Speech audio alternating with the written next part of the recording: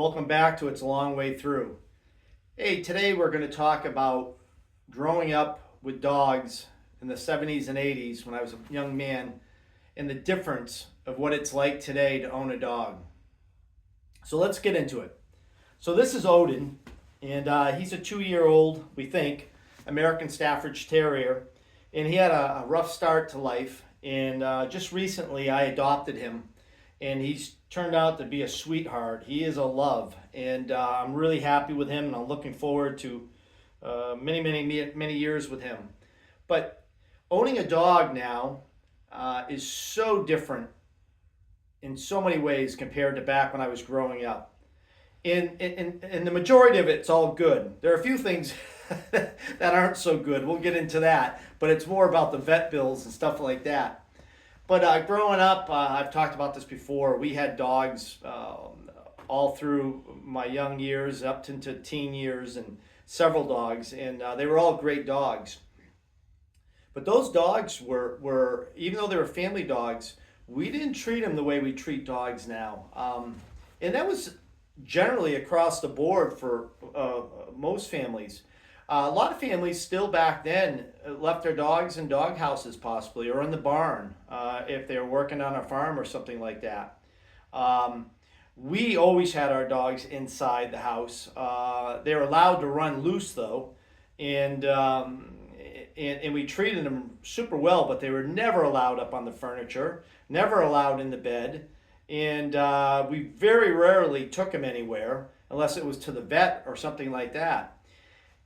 Nowadays, it's our dogs are our best friends in a lot of cases. Not only family dogs, but best friends.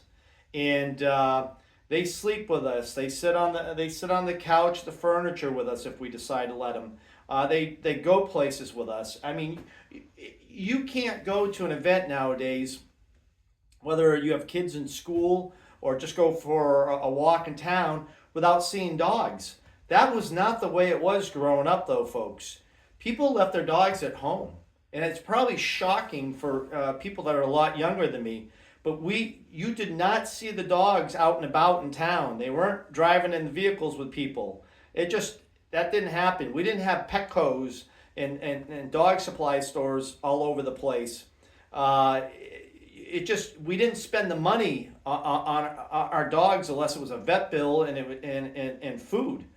And it is drastically changed. You know, I hear people talk about how technology's changed, but it's very interesting how much owning a dog and pets has changed. And I think all this is great, that we rely on these dogs more than ever before, and we're so close to them. We hike with them, and we do so many different things with them. The one thing I don't care for, though, is the, and it's all part of it, of course, is the food bill for them and the vet bill. It's gotten crazy expensive to have a family member, a dog as a family member. Now, I'm not saying it's as expensive as raising a child, but it's definitely up there. And if you are going to be a dog owner, you want a dog as part of your family, it's definitely something to consider, because if you're feeding them good quality food, and between that and the vet and anything emergency that pops up, you better be relying on $150, $200 a month put aside for owning a dog. And I think that's being on the below average possibly. I'm not saying that everybody's got to feed their dog, the $100 food, $100 food or $200, dollars worth of food every month. But you do got to feed them. I think you got to feed them well, and it's well worth it if you love them. But I'm off on a rant today, anyways. But I just wanted, I guess I wanted to introduce Odin and talk about him a little bit and share my thoughts on how different it is compared to growing up. And it's all good. It's good. It's good stuff. So hey, I'm gonna let you go. I appreciate you stopping in on the video. I look forward to seeing you on another video. If you want to share any pictures of your dogs and your best friends, I'd love to see them. We'll see you next time. Take care.